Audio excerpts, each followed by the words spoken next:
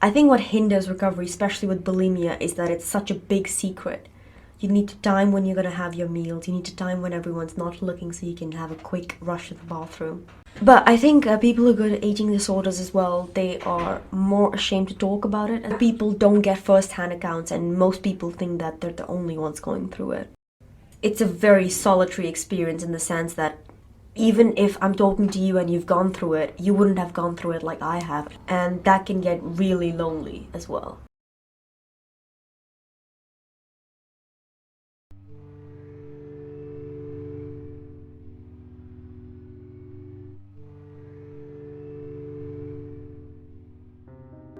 I think it had a lot to do with the family I was brought up in, because back home, all the relatives, they'll comment if you've gained weight, they'll comment if you've lost weight. You cannot win with them.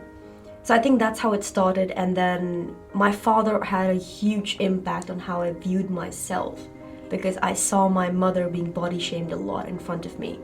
So I developed anxiety that if I gained as much weight as she had, he'd stop loving me.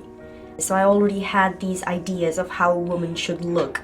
And then when I saw Victoria's Secret, the fashion show and everything, I was like, okay, that's how I should look. So that eventually led to anorexia when I was 17. A large chunk of my experience was tainted by the fact that Indians don't think eating disorders are a real thing. They just think you're being picky and you're not grateful for the food you have. But I think a lot of people don't know is that eating disorders are not about vanity. They don't exist in a vacuum. They stem from OCD, anxiety, depression. When I was in Singapore, I had a very severe bout of bulimia. And that was a secret as well, because I didn't want people to know that I was binging in my room and then vomiting everything out in the bathroom. So I think that affected my depression as well, because the more I binged, the more I isolated myself. In 2015, I had gained almost double my body weight, so I was about 81 kgs. And that was purely because I didn't have the energy to purge, so I was only binge eating. And I remember swiping through my photos of the past couple of years. And I just thought that if I cannot be skinny like that, there is no point in living. So then I went to my mother's cabinet drawer and I just swallowed about 50 sleeping pills. And I was rushed to the hospital. That wasn't so much, again, as a realization of how ill I was, but more of a reinforcement of a failure. That I couldn't lose weight and I also couldn't kill myself. So where do I go from here? And now everyone knows. When they do get to know, it's also as if they start monitoring your meals. It's just that I know I'm being watched. And if I don't finish everything, they'll ask me, how many meals have you had? Are you eating enough? Therapy helps to an extent. And of course, medications do help.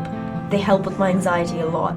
But professionals can only help you to relearn the way you look at yourself again. They will not keep telling you what to eat, what not to eat. They're not there to be the voice in your head. You have to be that for yourself. They're gonna ask you questions like, how was your childhood? And I got tired of it because I would say just the same thing, that it's Friday, it's the end of the week, I feel fat, what do I do? A lot of it was realizing that if I need to get better and have fun, and maybe have a beer or two without berating myself, I just have to train myself to do it. I try to eliminate everything I can that triggers me. So what I've done now is I've deleted every model off of Instagram because that just sends me into a spiral. The recovery is a day-by-day process, and it's okay to stay in bed. It's okay to eat some fries. It's okay to eat a burger. And it's definitely okay if you enjoy eating that burger. It's okay to live a little. I'm trying to work on it every day.